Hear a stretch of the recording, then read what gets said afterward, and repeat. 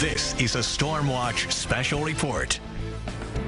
Good afternoon, everyone. I'm Lonnie Quinn here in the Weather Center. Let's get to the weather. All right, we've got a very low ceiling out there. Look how those clouds are dropping down closer to the tops of our buildings. 2 degrees right now, but this is never going to be a day where we're talking about temperatures. It's about the rain, the storm that's moving in.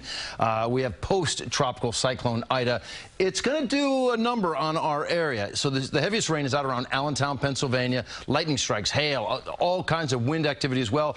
We've picked up some sizable totals already, and the actual storm hasn't gotten here yet. We've got a front that it's merging with that we've been dealing with north of New York City. So Dutchess County, Wappingers Falls, you've already picked up almost 1 3/4 inches, but the bigger show, like I said, has yet to get here. This is what we're looking at, and some of the heaviest activity now down around Annapolis, Maryland, where they've had a tornado, trees down, bringing wires down with it. This sort of activity moving, watch this, I'll give you the bigger, broader picture. You can see the progression. All right, so it's not just moving to the north. This whole line is going to be moving kind of like this. All right, so I do believe some of that activity with the twist could be making its way into our area, and the National Weather Service is on board with the exact same thinking. A tornado watch has been issued for basically, all of New Jersey, anywhere from Middlesex County, Somerset County, south. That tornado watch in effect until 10 p.m.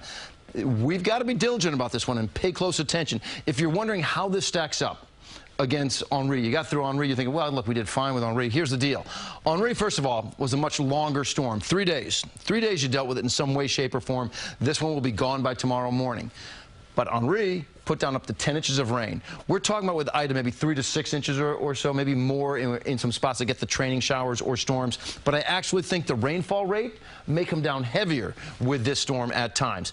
Ida is an entirely different set of dynamics, and it's a more dangerous setup. We have a jet streak overhead, we have this merger with this front, and there's twists being picked up in the atmosphere. Tornadoes are a very real threat. Again, that's my biggest concern. Certainly flooding, but the tornadoes that could be sparked by this, something we're going to be dealing with, especially into the late night hours tonight through the overnight hours. That's where we could be seeing the worst of it. By the time you get to tomorrow, say late morning, you should be fine, but we've got a heck of a few hours ahead of us, a number of hours, as a matter of fact. Again, I think by the time you get to tomorrow morning, later in the day, later in the morning, you'll be okay. But that's the very latest, guys. We'll talk more about this when I see you back here shortly. Let me get you back to your favorite programs.